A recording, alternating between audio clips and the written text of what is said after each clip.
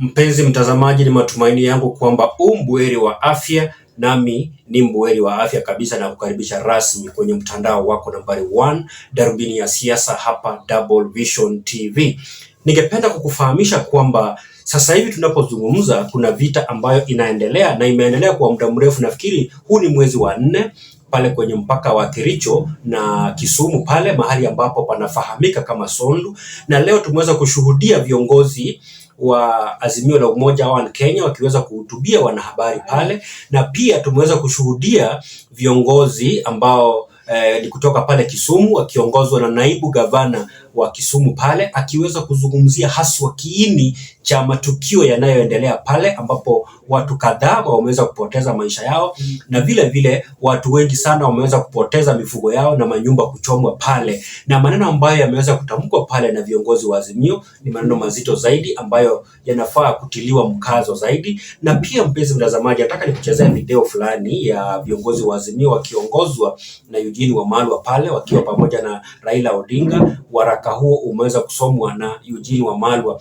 lakini kabla nikupeleke pale, ningependa kukufahamisha kwamba mzozo kati ya jamii hizi mbili haujakuwa wa sasa hivi, manake ni mzozo umekuwa ukiendelea kwa muda mrefu. Nataka nikufahamishe kwamba wakati rais hayati Daniel Toroitich arap Moi alikuwa kiongozi, kulikuwa kunashuhudiwa vita kama hivyo pale Sondu na pale Kilgoris kati ya Wakisii na Wamasai. Nataka nikufahamishe kwamba Rais William Ruto ambaye yuko mamlakani sasa hivi ni mwanafunzi wa rais hayati Daniel Toroitich arap Moi. Kwa hivyo nataka kusema kwamba kuna baadhi ya viongozi ambao wako karibu na huyu rais ambao wanaweza kushuhudia mambo kama hayo yakifanyika pale, ama wanafadhili vita hivyo. Nataka nikuchezea hiyo video, lakini kabla nikupeleke pale, mpenzi mtazamaji, iwapo unajiunga na sisi kwa mara ya kwanza, chukua sekunde 1 ama 2 uweze kubonyeza alama ya subscribe, na ukiweza kufanya hivyo utakuwa umelishindia nafasi fulani nzuri sana ya kuwa mwanachama wa chaneli hii, ili utakapotoa uchambuzi kama usiku za kesho uwe wa kwanza kupokea kwa njia shwari. In parts of the country and the mayhem currently underway in Sondu. While the latest eruption of insecurity at the border of Kisumu and Kericho County, where scores of people have been killed and many injured in Sondu, huge sections of the country are actually under siege. Al-Shabaab is having a field day, killing our people, including soldiers in Lamu and in far-flung areas like Wajir and Mandera. Insecurity also continues to rage in sections of the North Rift, causing significant pain and loss of life.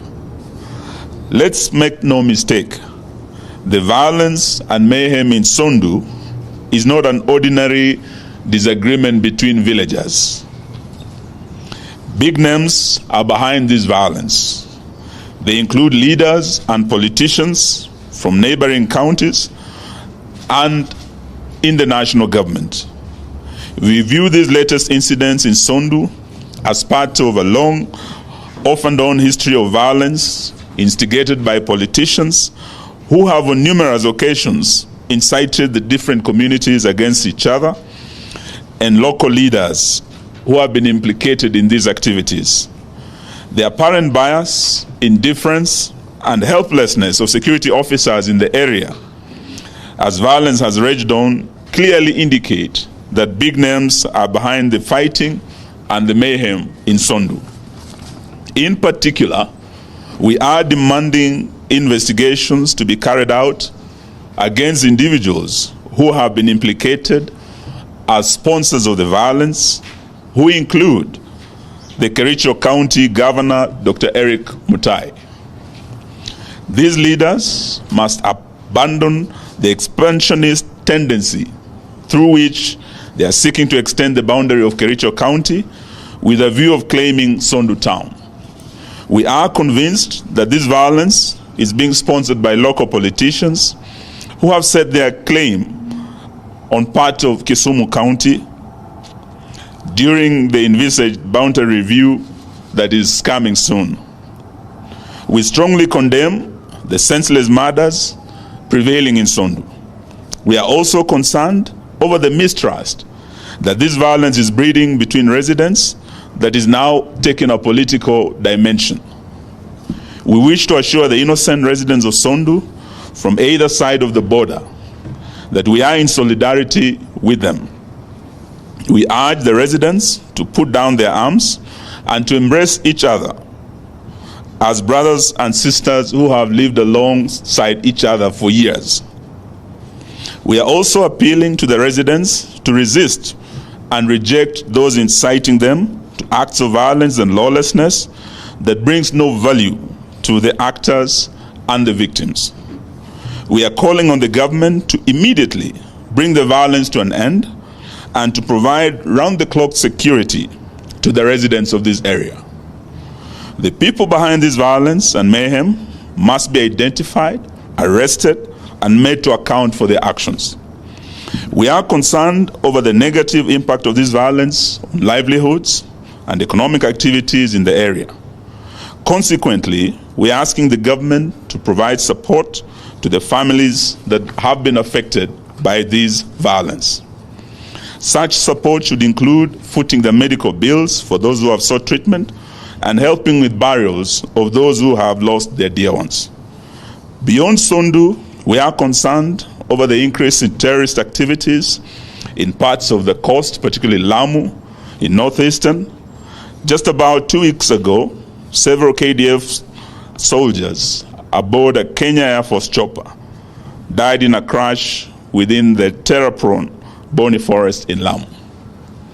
Umeweza kushuhudia ama umeweza kusikiza viongozi hawa wa Azimio wakizungumza pale, wameweza kumtaja pale gavana wa Kericho, pamoja wameweza pia kutaja viongozi ambao wako karibu na rais, but hawakuweza kuwataja majina, lakini yule ambaye ameweza kuzungumziwa pale ni gavana wa Kericho. Nataka nikufahamisha mpenzi mtazamaji kwamba kuna tetezi kwamba vita hivi wanapopigana pale wanataka kusongesha mpaka wa Kericho uweze ile soko ya Sondu iweze kuwa kwenye gatuzi la Kericho. Tunafahamu kwamba hata ukiangalia nchi zingine ambapo vita zinatokea pale, baadhi ya sababu ambazo zinasababisha vita kutokea ni kwa sababu ya viongozi kutaka kupigania mambo ya mpaka.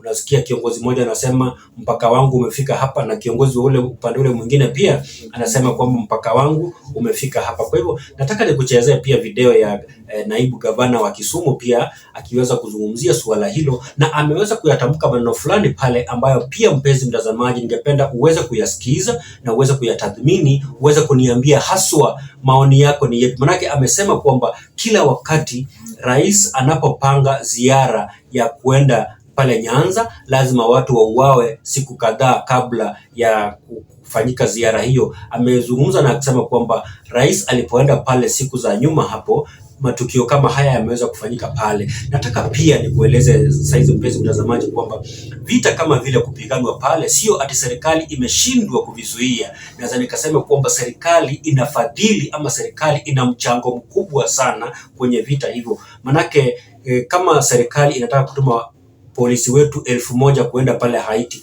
mbona wasiwatume kwanza pale Sondu waweze kusuluhisha ule mzozo, wakishamaliza basi ndio waweze kutumwa pale Sondu. Kwa hivyo haya ni maneno ambayo kidogo yana mkenge huko fulani ambayo tungependa tuyafuatilie kwa kina.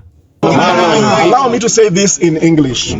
We have seen a very systematic way of dealing with our people every other time when the president is coming to visit Nyanza. The other day when he was going to visit the PS of Interior, they attacked us at Sondu and killed our people.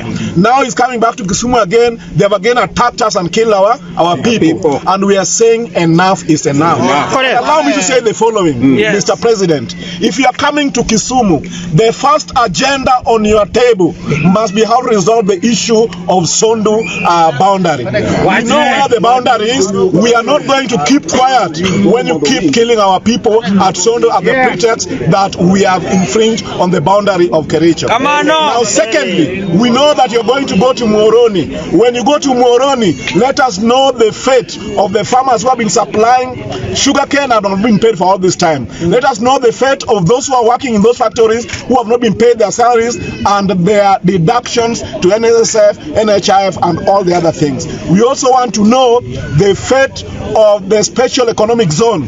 This was already agreed on by the last regime. You have not allocated any money to be able to do the special economic zone.